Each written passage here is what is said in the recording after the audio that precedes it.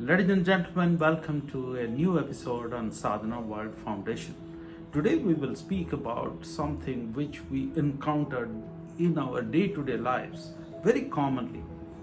Imagine a classroom where a new student has come into the class. The student doesn't seem to belong to this group and the student is, let's say, little overweight. Let's say the student doesn't demonstrate common languages, behaviors which the other people in the class tend to normally demonstrate. What happens to this new boy or the new girl who has entered into that class?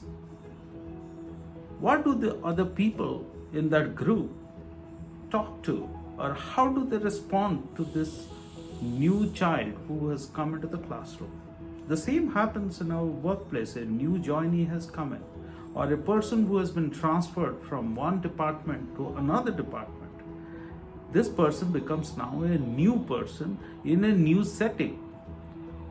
The behaviors of this person would naturally be different from what's commonly understood, commonly practiced, and commonly normed in that group, isn't it?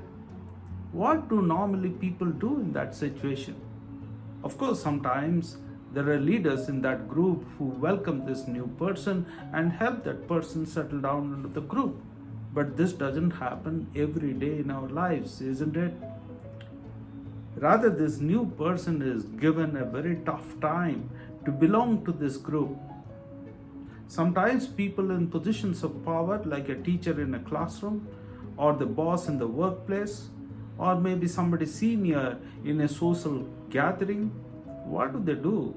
They tend to boss over other people. They tend to criticize small mistakes. They tend to operate from their past biases. Maybe when they were young, they were behaved badly by the others. So they tend to give it back very subconsciously. These behaviors we see every day in front of our own eyes. Someone who's overweight or someone who's extremely skinny in appearance gets mocked at. If there is something which is heavy, which needs to be transported from one place to the other, and the person who has to do it is skinny, is appearing to be weak, gets mocked at. Sometimes that person appearing to be weak actually could be having tremendous amount of power and skills to transport that heavy object from point A to point B.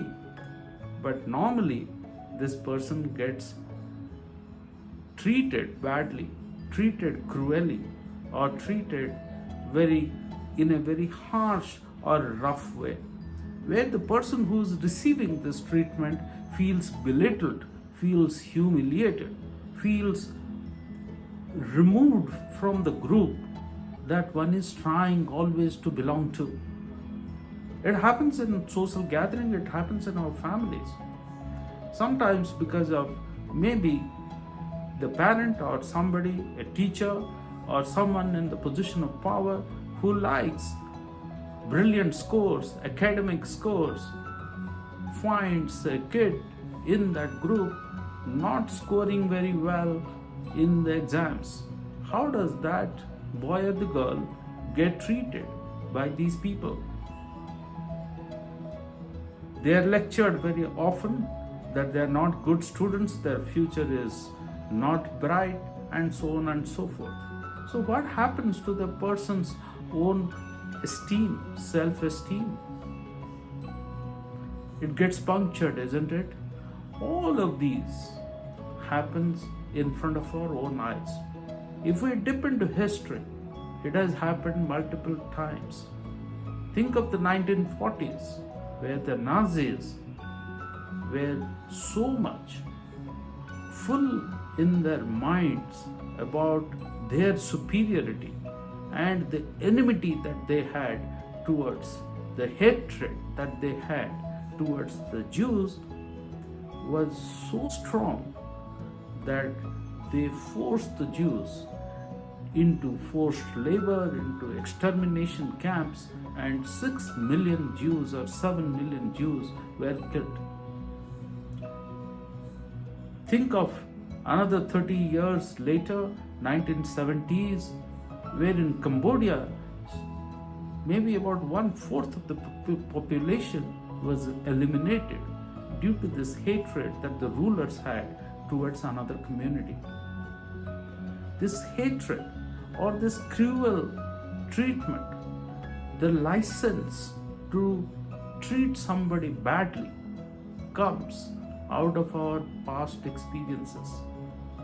Maybe we ourselves were treated badly and hence we are giving it back.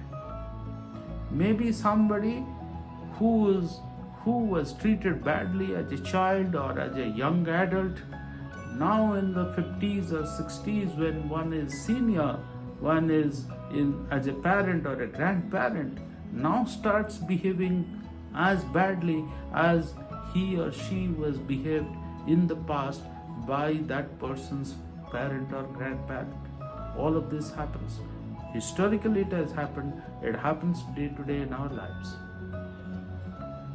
We know why it happens. So how do we get out of this? All of this, if you think of our mythological texts, in chapter number 16, Srimad Bhagavad Gita, there are 6 demoniac qualities or the bad qualities that Lord Sri Krishna explains for all of us, for our living, day-to-day living in our lives, in this world. One of those bad qualities is parushyam. What does parushyam mean? It's a Sanskrit word which means cruelty, abusive words, harsh treatment to others.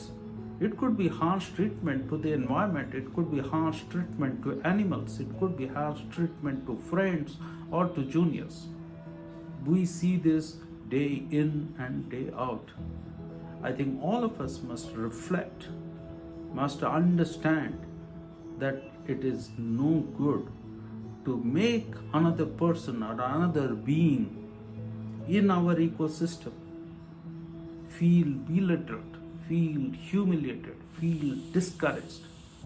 It is our greatness if we can reflect, we can think, we can deal with the behaviors of the other person that we don't approve of. How do we deal with those behaviors? We don't have to use harsh words. We don't have to be cruel. We don't have to treat others badly. We don't have to mock at others. I think that's the lesson. Thank you very much for listening to this and spreading this amongst many more people.